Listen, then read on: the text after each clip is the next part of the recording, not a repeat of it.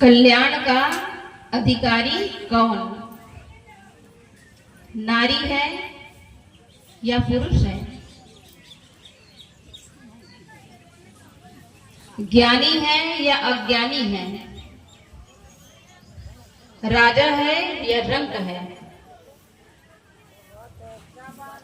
पढ़े लिखे हैं या अनपढ़ है? कौन है कल्याण का अधिकारी? कल्याण का अधिकारी मनुष्य मात्र है।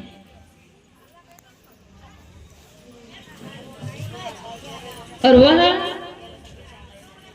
चाहे वह अज्ञानी हो, चाहे वह नारी हो या पुरुष, चाहे पढ़े हो या अनपढ़,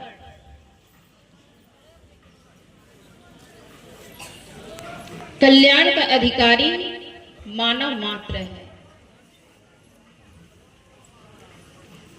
जो अपने स्वरूप को जान लेता है वह कल्याण के अधिकारी है। आत्मा न नारी है न पुरुष है।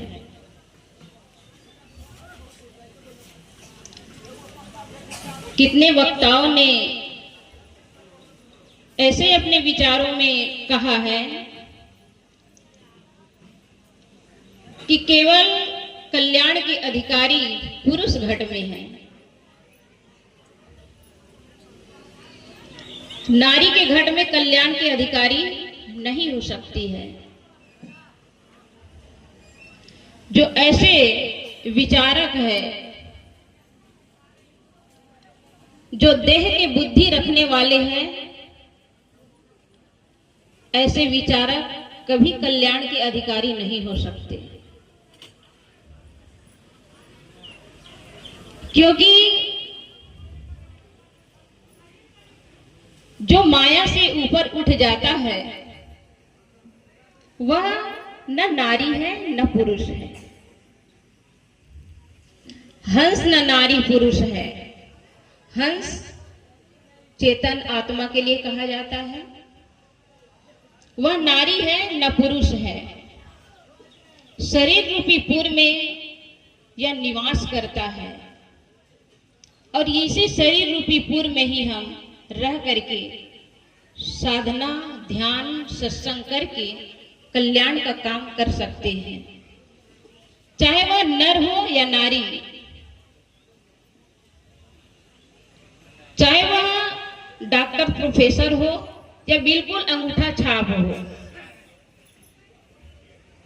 जिसको अपने स्वरूप का बोध हो गया, ज्ञान हो गया, वही कल्याण के अधिकारी है।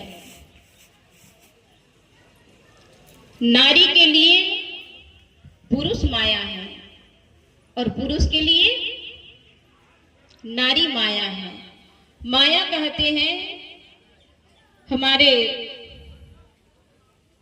जो लेखक हुए हैं, महान पुरुष हुए, पुरुष घट में हुए हैं, इसलिए नारी घट को माया का उपाधि दिया जाता है कि यह नारी मतलब माया ही नारी है। क्यों कहते हैं? क्योंकि वह पुरुष घट से लेखन करने वाले महान पुरुष हुए। इसलिए पुरुष के लिए नारी घट, नारी शरीर माया है, लेकिन पुरुष के लिए, माताओं के लिए, नारी के लिए पुरुष माया है। यह शरीर ही माया है, जो शरीर के रूप रंग, इसी में आकर्षण होना मानो माया का गुलाम बनना है। ये मानव जीवन हम बंधन छुड़ाने के लिए आए हैं, लेकिन इसी में हम बंधन बना देते हैं। चाहे वह नारी का शरीर हो या पुरुष का शरीर हो, जो देह में आकर्षण मानते हैं, देह के आकर्षण मानो माया है, और जो माया का गुलाम हो गया, वह चाहे नारी हो या पुरुष हो, वह कल्याण के अधिकारी नहीं हो सकते।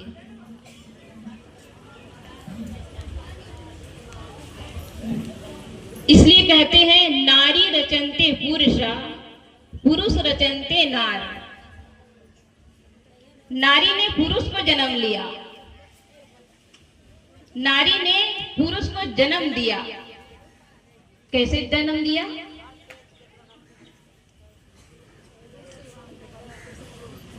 वह माया में आकर्षित हो गई, क्योंकि यह जो शरीर है, ये पंच भौतिक शरीर, इस शरीर के रूप रंग में हम भूल गए और अपने इस देह को सब कुछ मान लिए, और इसी देह को मान करके हम किसी पुरुष के साथ अपना जीवन साथी बनाने के लिए जब गृहस्थ जीवन में प्रवेश करते हैं, तो गृहस्थ जीवन में प्रवेश करने के बाद जो संतानें आती है वह केवल नारी घट ही पैदा कर सकती है, पुरुष नहीं कर सकता है। केवल नारी घट से ही किसी जीव का उत्पन्न होता है, चाहे वह मनुष्य हो, पशु हो, पक्षी हो, कीड़ा मकोड़ा हो, सभी घट में नारी घट ही जीव को पैदा करने की क्षमता है, पुरुषों में नहीं है। लेकिन वह नारी तभी वह बच्चे को पैदा कर सकते हैं जब वह पुरुष के संबंध होगा। पुरुषों से संबंध हुए बिना वह नारी पैदा नहीं कर सकती है। बात आती है माता सीता की, भगवान राम की, हमारे सदगुरु कबीर साहब के लिए भी बात आती है। मां सीता जमीन से निकली और भगवान राम की माताएं, उनके चारों भाई राम लक्ष्मण भरत शत्रुघ्न, ये चारों भाई, उनकी माताएं खीर खा के जन्म दे दिए। इसका मतलब क्या हुआ? पुरुष की जरूरत नहीं है,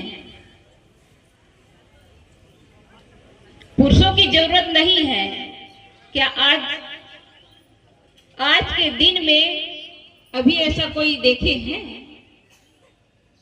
जो बिना पुरुष के कोई जीव जन्म लेता हो? ऐसे कल्पित जो भावनाओं में जुड़ जाते हैं, जो कल्पनाओं में जुड़ जाते हैं, ऐसे लोग विवेक नहीं कर पाते।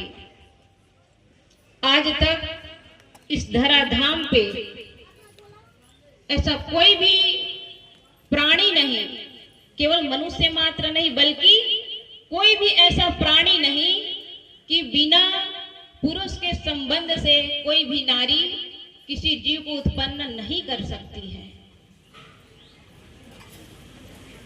जब तक के पुरुष के संबंध ना हो तो नारी पैदा किसी भी जीव को नहीं कर सकती। जीव को पैदा करने के लिए किसकी जरूरत है? नर की जरूरत है। लेकिन साहब कहते हैं नारी रचन्ते पुरुषा, नारी ने पुरुष को जन्म दिया। कैसे जन्म दिया? अपने स्वरूप के भूल के कारण। फिर कहते हैं पुरुष रचन्ते नार, पुरुष ने नारी को जन्म दिया। पहले क्या कहा? नारी ने पुरुष को जन्म दिया। फिर कहते हैं कि पुरुष ने नारी को जन्म दिया। नारी कहने का मतलब है माया। पुरुष का मतलब है अपने चेतन पुरुष को ना जानना, ना पहचानना। अपने आत्मा को ना पहचानने के कारण हम विषय वासनाओं में भटक जाते हैं, और विषय वासनाओं में भटकने के कारण हम नारी घट के गुलाम बन जाते हैं, और उसी नारी घट से ही वह जीव उत्पन्न होता है। लेकिन आज क्या कहते हैं, भगवान प्रकट हो गए। भगवान कहाँ प्रकट हो जाता है? भगवान को बनाने वाला कौन है? भगवान को बनाने वाला हम स्वयं हैं, लेकिन हम अपने आप को ही नहीं जान पाते हैं। यह जो हमारा देह है, इस देह के आकर्षण में हम अपने को भूल जाते हैं, तभी किसी जीव को, भगवान को, ईश्वर ब्रह्म परमात्मा को हम जन्म देते हैं। आज हम जितने देख रहे हैं, ये सब कौन है? आप ही ईश्वर है, ब्रह्म है, परमात्मा है, खुदा और गॉड है। आपके अलावा कोई दूसरा नहीं है। प्राणी मात्र में आप भगवान देखेंगे तो इसी जीवन में अपने कल्याण का काम कर सकते हैं। प्राणी मात्र में अगर भगवान देखते हैं तो एक भाई दूसरे भाई का हक नहीं छीन सकता है। पिता पुत्र को नहीं मार सकता है, पुत्र पिता को नहीं मार सकता है। अब धन के लिए, पद के लिए एक दूसरे की हत्या की जा रही है। क्यों होता है ऐसा? ये सब अपने स्वरूप के भूल के कारण। यही मानव जीवन है जो हम कल्याण का काम कर सकते हैं। कभी भी हमारे माताएं ये ना समझे, कभी ये ना अपने आप को कमजोर माने कि हम तो नारी हैं, हम तो केवल गृहिणी हैं, हम क्या कर सकते हैं। आप करना चाहे तो सब कुछ कर सकते हैं। जो पुरुष कर सकता है वही आप भी कर सकते हैं। आज वेदों को रचने वाले, मंत्रों को लिखने वाली कौन है? अपाला, घोषा, बड़े बड़े विदेशी ऐसे ऐसे हमारे महान पुरुष हुए जो नारी घटके ही हुई। वो वेद के मंत्रों को लिख सकती है, लेकिन वेद व्यास में बैठकर वो बोल नहीं सकती है। मंत्रों को लिख करके लोगों का कल्याण का राह बता सकती है, लेकिन क्या वह आत्म कल्याण का काम नहीं कर सकती?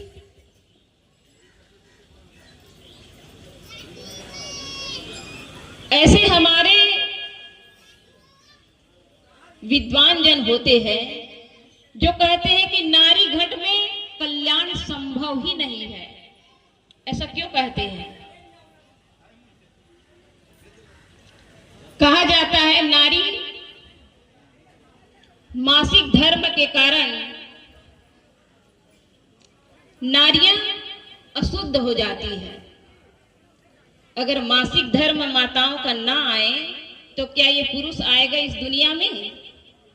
इस धराधाम पर कोई पुरुष आ सकता है? जिसको शूद्र कह रहे हैं, जिसको अछूत कह रहे हैं, उसी के चलते ही तो आज पुरुष का जन्म हो रहा है। उसी रास्ते से सारे पुरुष जन्म ले रहे हैं। लेकिन हमारी इतनी बड़ी विडंबना कि कोई भी अगर ऐसे विचारक, ऐसे वक्ता कह देते हैं कि नारी कुछ नहीं कर सकती है। ये तो नारियां केवल घर तक के पूजा पाठ तक करे। यदि आप अपने पुरुष को पहचान लेंगे तो हमारे जो भाई दिख रहे हैं, मैं कटु जरूर कहूं लेकिन एकदम सत्य है,